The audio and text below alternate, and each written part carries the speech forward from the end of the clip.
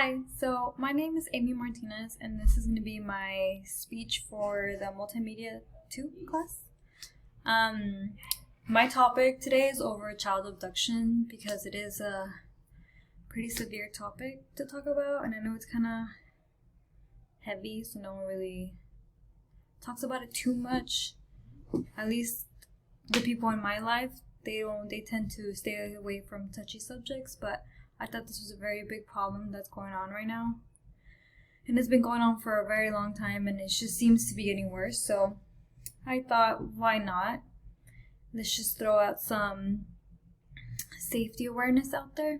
So yeah, that is my topic. My title is going to be Child Abduction in Today's World. And then I'm going to go ahead and move on to the next slide. Let's see if it'll work on me. See if you can see it. Move it around a little bit. Okay, so my next slide is going to be top 4 key points to remember. So it's going to be top 4, kind of just the 4 main categories that I'm going to go over today. The first one, statistics. Just some background knowledge, some facts to give about.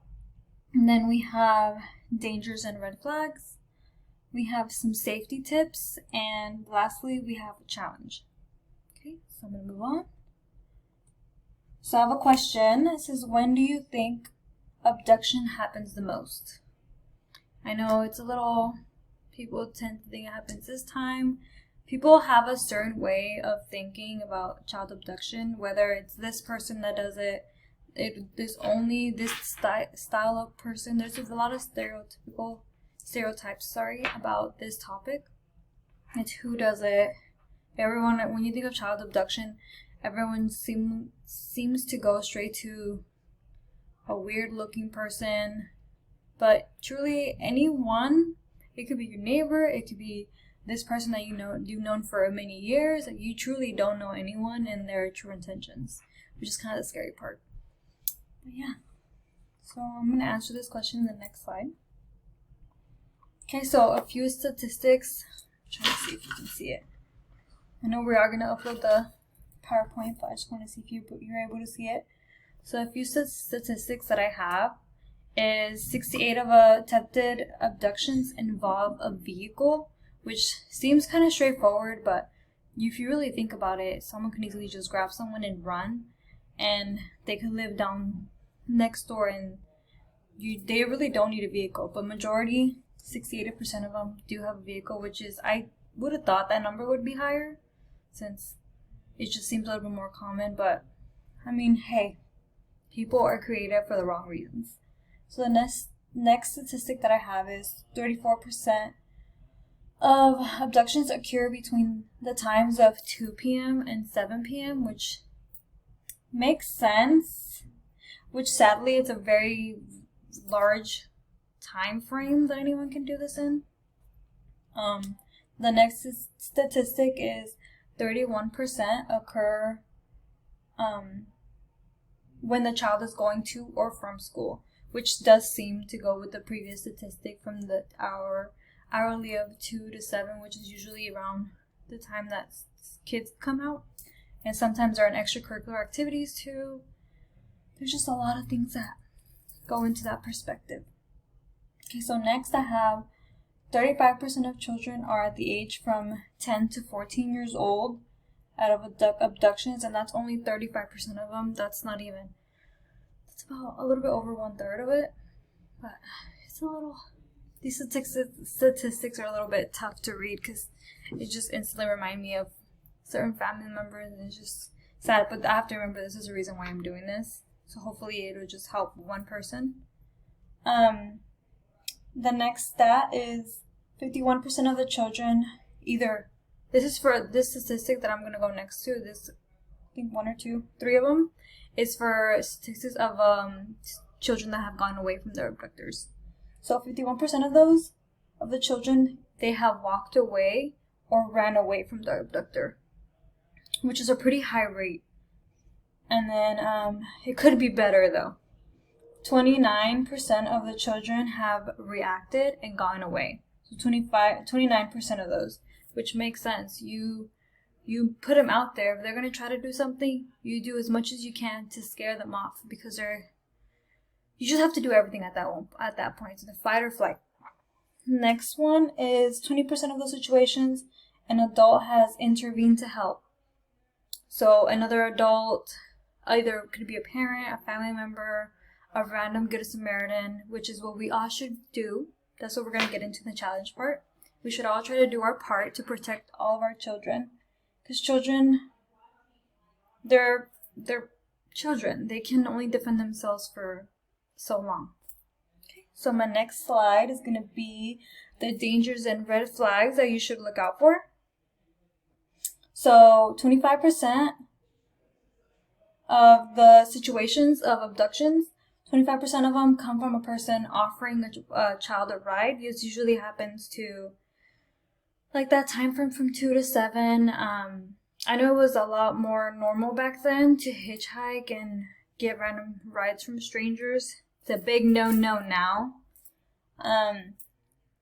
Just in case you're wondering, it's a no. And for someone that's coming from someone that doesn't drive themselves, I know it can be challenging and tempting, but don't do it. Don't do it whether you're a child or an adult. Don't do it. Especially from a stranger.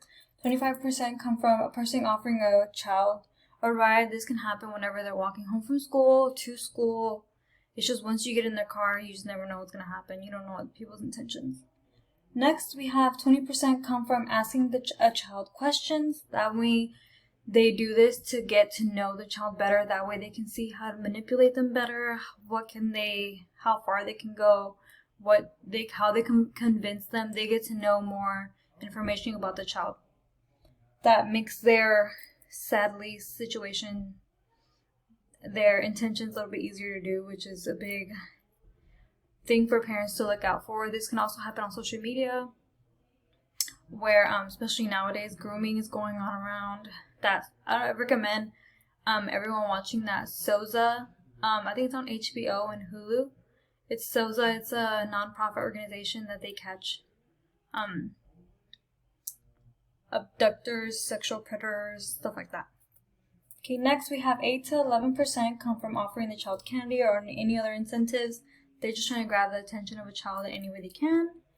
6% come from showing the child a toy or animal, kind of like the previous one. Just trying to grab the child, get the child to lure them into their little trap that they have. So we have noticing an adult with no child at children's events. It could be children's events. It could be parks. Anywhere there's a child involved, if there's someone's just there, it's kind of odd. They stick out like a sore thumb. They usually don't have the right intentions unless someone personally knows them, another adult knows them. But even then, it could be that situation too. So then we have noticing a child's body language,